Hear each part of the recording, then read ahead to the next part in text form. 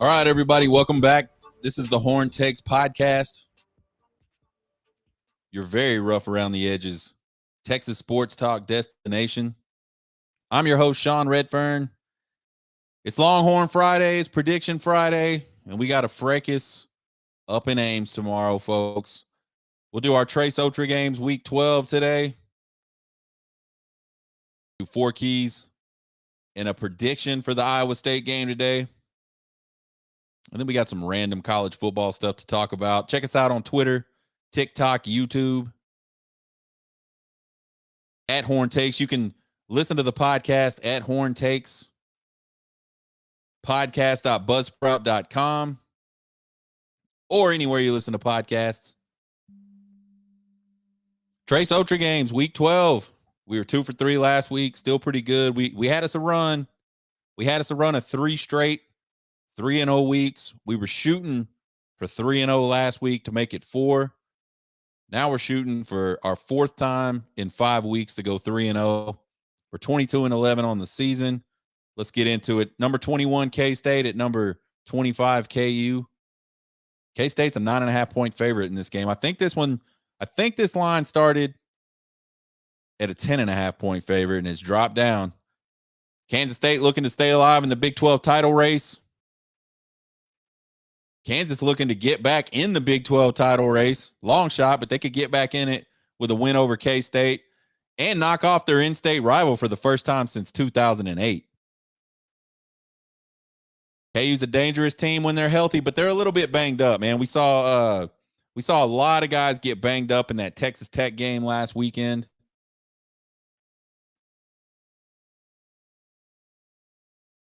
Jason Bean, will he be back? I saw some articles that they're hopeful, but I haven't seen anything. And honestly, I haven't looked too hard, but I haven't seen anything that says he will absolutely be back. I think K-State is going to look to punish Kansas on the ground. And outside of that Texas game, K-State's been absolutely killing people in Big 12 play.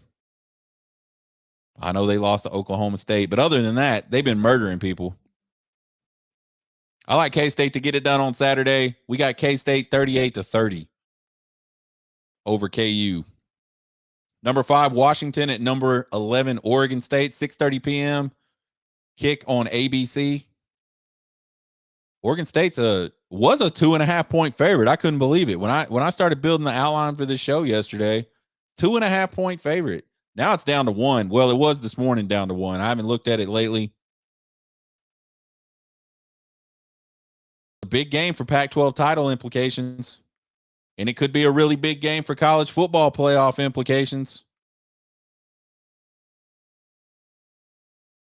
Right now, Washington undefeated, get beat by an Oregon State team. I don't know if you're up in the top 4 anymore. I don't even know if you're on the outside looking in. Oregon State's got to win out to play in the Pac-12 title game. I think if they were to beat Washington and Oregon State, I think that would create a 3-way tie. They'd have head-to-head. I would think that would get them in, but I don't know. I do not know all the Pac-12 tiebreak rules. That's why I hate these big-ass conferences. These big-ass conferences that either don't have divisions or you don't play everybody. I don't even know how you say you got a champion. Seen this Washington team be really good, but they've kind of sputtered a little bit lately. Ever since that Oregon game,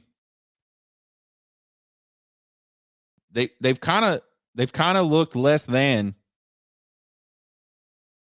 I don't know if that's just it's that time of the season. I don't know if that's just I don't know what that is, but they have not looked as impressive here lately as they did earlier in the season. Texas fans, man, we'd love nothing more than for Oregon to knock off Washington on Saturday. I think that's what all Texas fans are pulling for. I don't think we're that lucky. We're going to take the upset. And again, it's weird to say this. The much higher ranked team is on upset alert on the road. We're going to take the upset, though. Washington wins another close one. We're going to say 31-27 over Oregon State. Game number 3. And folks, there's not a lot of good games this weekend. Not a lot of ranked games this weekend. Last weekend was pretty good. This weekend is all right, I guess. But it could be worse, I guess. Anyway, game number 3, we got number 1 Georgia on the road at number 18 Tennessee. 2:30 p.m. kick on CBS. Georgia's a 10-point favorite. We talked about it last week. Georgia was one of our games last week, and we talked about how we thought they were going to start looking impressive at the right time. It's getting down to the end of the season. They've had their growing pains getting to where they're at, but this really talented Georgia roster started getting impressive. That's what we thought was going to happen. That's absolutely what happened, and they're getting impressive at the right time. Tennessee's looking to beat Georgia for the first time since 2016. I think Tennessee's only hope is to absolutely ambush Georgia. And by that, I mean they're going to have to force a lot of early turnovers and convert them to a lot of early touchdowns. I think Tennessee needs to get like a 21, 28 point lead and then just try to hang on. Get Georgia like really one-dimensional. I think that's the only hope. If Georgia can get in and settle in and get that running game going, Tennessee doesn't have much of a shot. I'll just put it to you that way. I don't think that's going to happen. I think Georgia's going to absolutely roll in this game. I got Georgia 41, Tennessee 16. 4 keys in a prediction. Iowa State. Texas, y'all better know what's coming. We talked about it yesterday. Y'all better know what's coming. Y'all beat Bama, but you're not Bama right now. And what I mean by that is I think Alabama and Georgia can win games before they walk out onto the field. I think there's certain games where they just intimidate their opponents. That's clearly not happening with Texas right now. Clearly.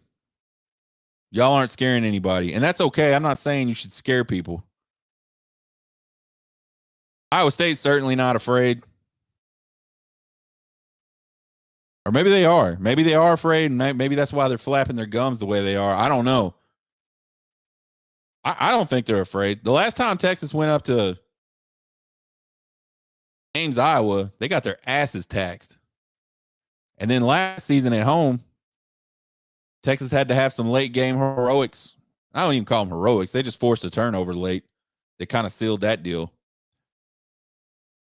I don't think this Iowa State team is intimidated by Texas whatsoever. Y'all better be ready for that. The team better be ready for that. Matt Campbell hates some Texas. So the coaching staff better be ready for that. Know what's coming. Key number 1. Key number 2, be your best self. I know that sounds like a really lame, like self-help mantra thing or something. It's like what, I don't know. It's like what middle-aged people say. They're going to go be their best self today. But really what I mean by that is Texas just needs to play to their potential to win this game. They don't have to do anything more than what is their potential. They don't need any heroics. They don't need anybody to do anything any better than they're capable of doing it to go win this game. I think Texas has a better coaching staff. Texas has a better roster. Just go do your job for 60 minutes, and you'll leave Ames, Iowa with a blowout win. Do your job consistently for 60 minutes. You'll leave Ames, Iowa with a blowout win. Key number 3, attack that freshman QB. Man, I've been critical of this late game, second half, late in the first half. Anytime where, like, you don't want the team to score, Texas seems to go to this really soft man coverage where the cornerbacks are already lined up off the ball and then they bail at the snap, or they go to zone coverage, which, I mean, honestly, we're just not good at it. I'm not saying zone is a bad idea. I'm not saying zone's a bad scheme. I'm saying this Texas secondary is just not good at it. They get lost. They blow coverages. They miss tackles. It just doesn't work. And I don't know that continuing to try to force that square peg through a round hole is going to yield the results that you guys want it to yield. So what I think would be really cool, I know that front four is going to get after the quarterback the best they can. And the interior gets a lot of pressure. At times, the outside guys get pressure. I know we'll see the occasional linebacker blitz. Might see a rare defensive back blitz off the edge.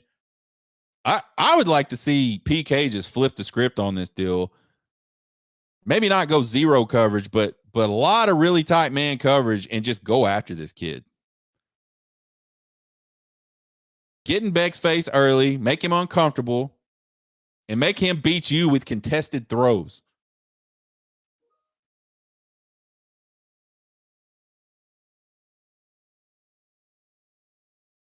Sit back and give up all these quick and easy throws. I feel like you're neutralizing your best advantage, which is that defensive line, because they don't have time to get there. And you just make it too damn easy on the quarterback. Man, some of these throws that these guys are making against Texas in these games, they're not hard throws.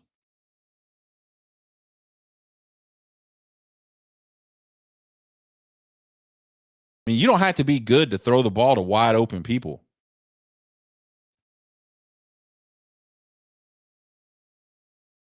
So attack this freshman QB. That's got to be key number 3. Key number 4, leave no doubt. A lot of Texas fans, we've been focused on the college football playoff, been excited about, everybody's talking about scenarios and what happens if this happens and what happens if that happens. I mean, we've talked about it on this show a lot. And honestly, I think if somehow a one-loss team gets in and it's not Texas, the reasons are going to be pretty simple. One, they didn't take care of business against OU, but that's not really playing into this scenario because we're talking about one-loss teams.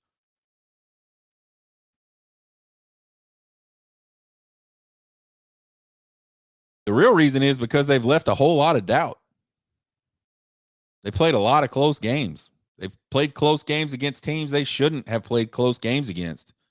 And not only that, it's not just that you play a close game, it's that you have had control in all of these games. And you spend the whole second half just trying to hang on as opposed to just continuing to have control of the game.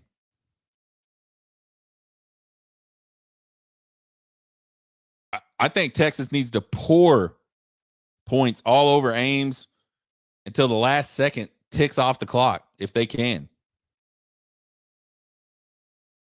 The Texas defense needs to continue to punish the Iowa State offense until the last second ticks off the clock.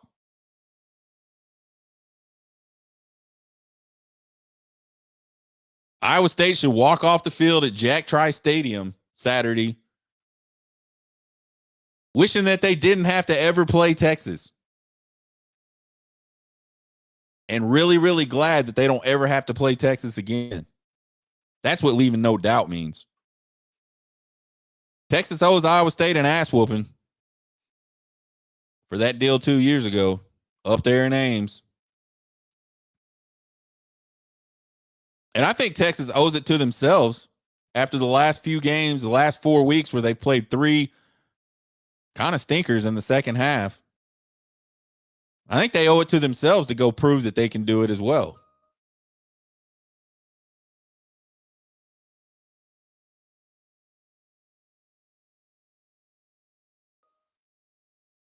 Let's talk a little prediction. I feel like this Iowa State team is like kind of unreasonably contentious towards Texas.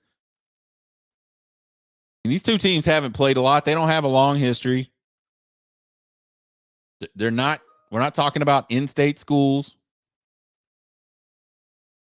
And, Iowa State's never, Texas has never ruined anything for Iowa State.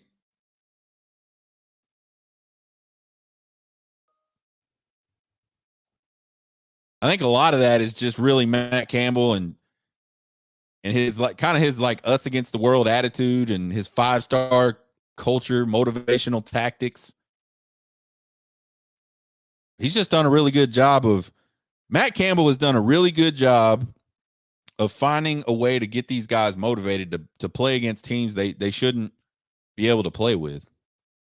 And I think that's admirable. I think that's where a lot of this animosity towards Texas stems from. It's kind of like manufactured, and that's okay. You do what you got to do, right? I'm not hating on Matt Campbell for hating on Texas. He either, like I've said it before, he either legitimately hates Texas, which is okay. It doesn't bother me, or he's just playing that card so hard that it really looks that way. I think Iowa State has a really stout defense, and they employ a defensive scheme that's ever since Steve Sarkisian's got to the Big 12, got to Texas, he struggled against it. It's giving him fits. Some games they can't pass against it. Some games they can't run against it. Some games they can't do either one against it.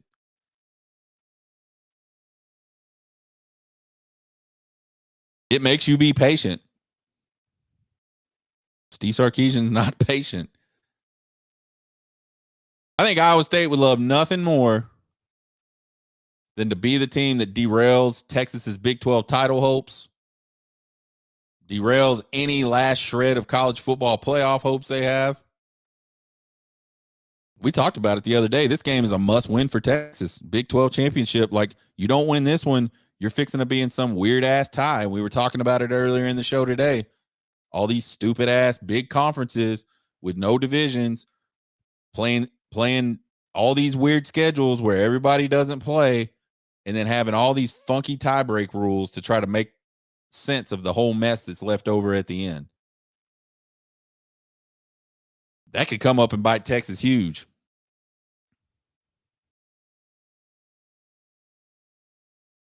But I don't think any of that's going to happen. I think Texas finally puts together a complete game against an inferior opponent. We've seen them play a complete game against Bama. Despite the turnovers and all that shit that happened in the Oklahoma game, I feel like, the team battled hard for 4 quarters. The coaching staff, I don't know. Still pretty upset at PK for a few things at the end of that. Well, anyway, we'll get off that. I think that we're going to see this Texas team put together 4 full quarters of football. I think the O-line is going to step up. And despite the fact that Jonathan Brooks is out for the rest of the season, I think we're going to see this running game roll on Saturday night. Ewers, Mitchell, and Worthy, I think they're going to give the Cyclone secondary just absolute fits all night. Horntek's podcast score predictor says Texas wins this game 30-17. Couple random college football thoughts. Sideline reporter Clarissa Thompson, and I don't even know who this person is, has a lot of people pissed off. I think she went on some kind of podcast and admitted that she makes up half the shit she says on the sideline reports. And I made that number up too. I think what she actually said was something like, sometimes we make this stuff up. And she's getting banged up hard, especially from journalist type folks all over the interwebs. And I think mainly from no surprise, other sideline reporters, they obviously don't feel that Clarissa holds their same values, and they don't want Clarissa speaking for them. I'm obviously not a journalist. I freaking do podcasts and not very well sometimes. And, I'm not on TV or anything crazy like that. But I respect what journalists do. But I think a lot of people claim to be journalists that aren't journalists. And folks, sideline reporters are not journalists. You can be mad if you want to. Sideline reporters are not journalists. I don't care if they do a shit ton of homework for the game. I don't care if they talk to players and coaches all week before the game. They're not journalists. Some of them might be legit journalists outside of their role as a sideline reporter. Like some of these sideline reporters might do stories during the week, might I don't know, write books. There's all kinds. They may have like a show like this. I don't know. But sideline reporting itself is not journalism. All sideline reporting does is ask the same stupid ass questions every single game for like the last 40 years. I don't know how long. I don't know how long sideline journalists have been a thing. Quick Google search seems to think like 40 years ago ish. So all that role really is, to me, is just asking a lot of really dumb questions. Hey, coach, y'all couldn't run the ball at all in the first half. What can you do to get to run the ball in the second half? I mean, you can see some coaches don't have a poker face, and you can see on their face like just how incredibly stupid they feel like what they are being asked is.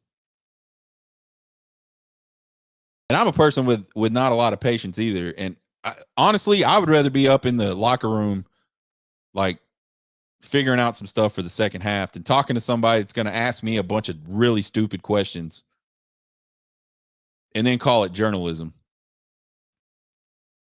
So they ask a lot of stupid questions. They make us miss plays all the time because they're doing those dumbass sideline interview things, or they're doing the whole so-and-so went into the tent and he's obviously hurting. No shit. Or the new one, teams don't release injuries. So we'll try to find out as much as we can about that. But he's obviously in a lot of pain as he's heading into the locker room. That's not journalism, folks. All you people that are pissed off at Carissa, y'all need to stop being pissed at her. And y'all need to start being pissed off that there's even sideline reporters to begin with. I mean, like my game watching experience has never been improved by the fact that there's a sideline reporter.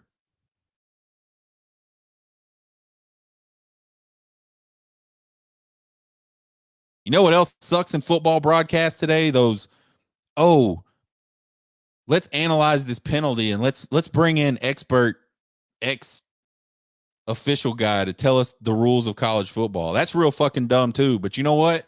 That is even better than sideline reporters.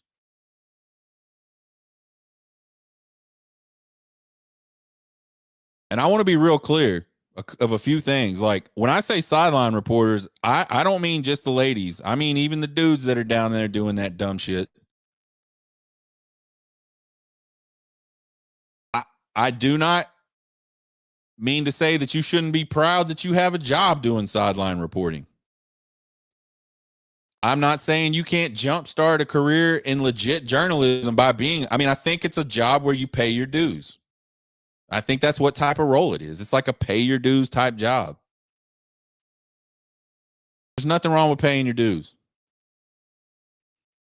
Just don't put it on a pedestal above what it really is and act all pissed off when someone who probably thinks it's a stupid job too says, I just make up a lot of this shit because I can't really talk to the coaches that much.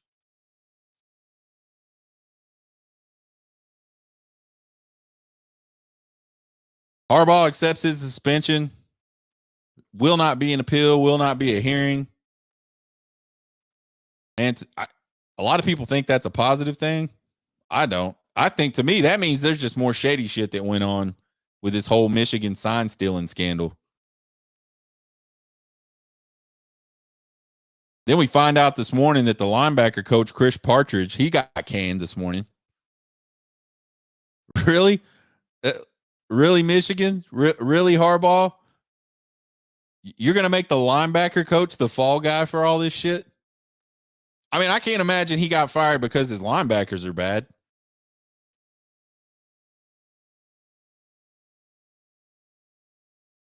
They've got one of the statistically best defenses in the country. And I know I've been bagging on the Big Ten offenses and saying, maybe the defense in the Big Ten isn't as good as it appears to be. But I still think some of those defenses are good. Like, I still think Michigan, Penn State, and Ohio State have good defenses.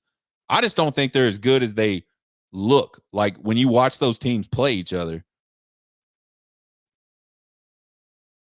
I think it's a lot of bad offense.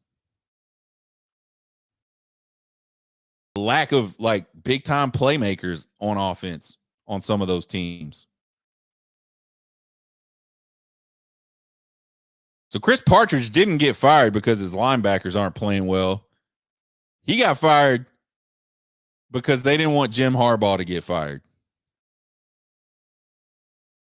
And maybe something will come out to change my mind on that, but that's sure a bad look. Sure is some weird timing.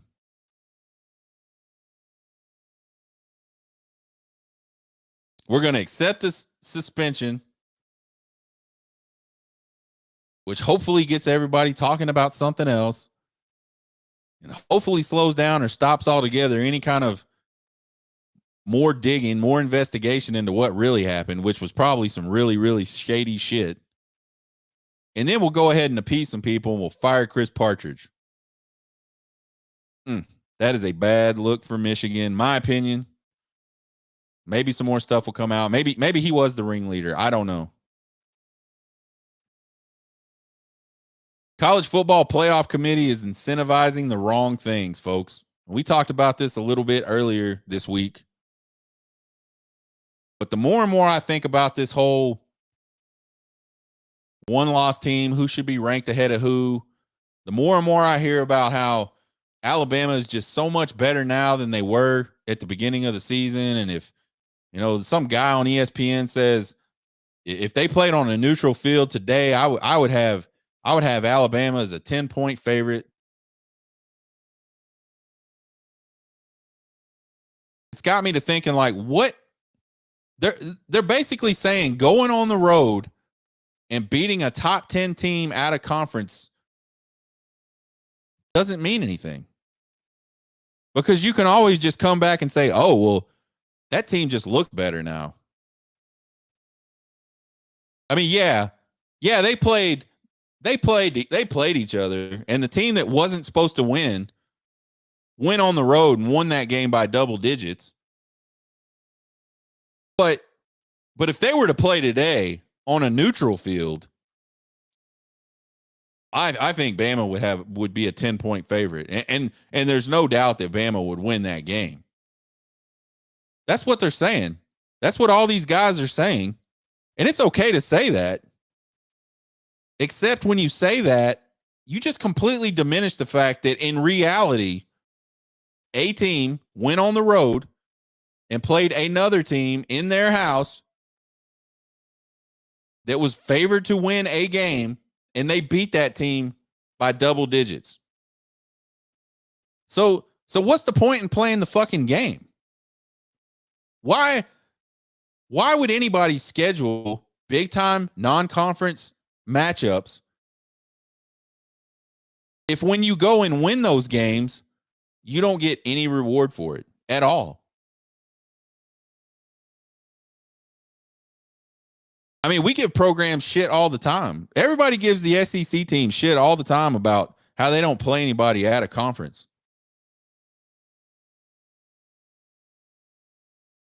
But when a team does go and play somebody at a conference, and they do beat a really good team, and by the way, this applies across. This is not just a Texas and Alabama conversation. This is just a conversation in general about the message we're sending and the message the committee's sending.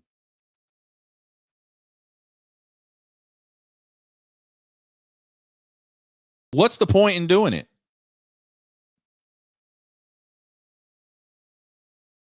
SEC seems to be ahead of their time. If that's the stance we're going to take, if the stance we're going to take is what you did in reality doesn't match what my perception is a few weeks later of what would happen now, then why risk it? Why not just take another home game, play some bum team, blow them out 70-0,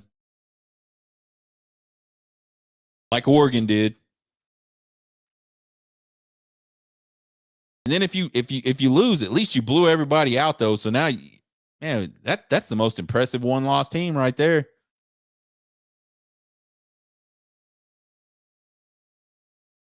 I don't get it. I don't understand how any of that shit makes any sense at all. And we said it before, man. The committee has painted themselves into a corner. I don't know why I don't know what possessed them to ever think that Oregon was a better team than Texas or Alabama. When you look at those two teams' schedules and who they've played and what they've done with those schedules, I don't know how you look at an Oregon State or an Oregon team that the best thing they've done this season is barely lose to Washington.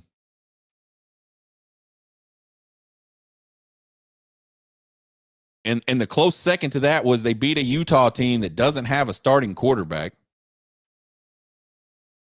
That's Oregon's resume. They blew out Portland like 81-0 or some crazy shit. They went on the road to Texas Tech and barely got out of there alive. Few teams have done that this year.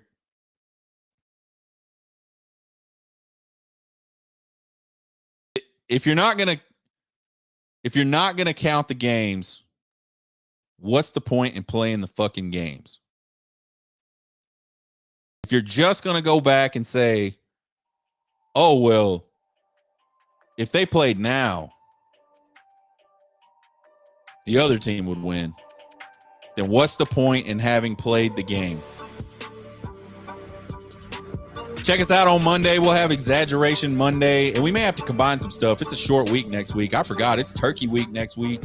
We'll be traveling on Thursday. We're headed down to Austin on Thursday. We'll be at the game on Friday against Texas Tech. We'll do our Trace Otra games recap for Week 12. Drunk Sean is going to tell you all about this Iowa State game. Check out the podcast anywhere you listen to podcasts. Check us out on Twitter, TikTok, and YouTube at Horn Takes. Follow and subscribe. Won't cost you guys a thing. I would really appreciate the support. You can email me at horntakespodcast@gmail.com with all your questions, comments, concerns, and criticisms. You guys have a good Longhorn Friday. Hook them up. Let's go beat those Cyclones. Get hooked.